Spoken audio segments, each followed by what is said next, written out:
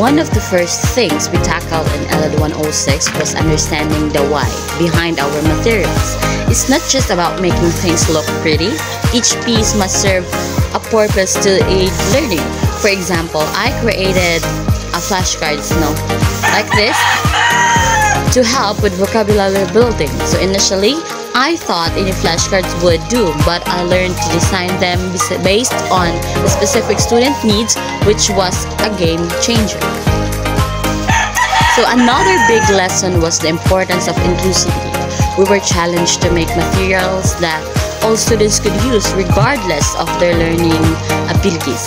So I remember designing a board game for a history lesson and had to rethink everything from the color contrast for visually impaired students to the size of the pieces for those with fine motor challenges. So it was eye-opening to ensure accessibility and really pushed my creative limits.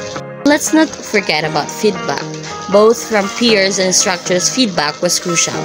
I remember one session where my initial design was critiqued for being too cluttered. It stung a bit at first, but revising it based on that feedback made it so much better. So this process taught me that constructive criticism is not just about useful but essential.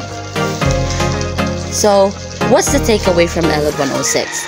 It's that creating effective instructional materials is both an art and a science. It requires creativity, a deep understanding of educational goals, and a heartfelt desire to meet every learner where they are. So if you're also in the field of education, or if you're just passionate about teaching and learning, I'd love to hear your thoughts or see the materials you created. Drop a comment below, hit the like button if you found this video helpful, and don't forget to subscribe for more educational adventures. Until next time, keep learning and keep inspiring.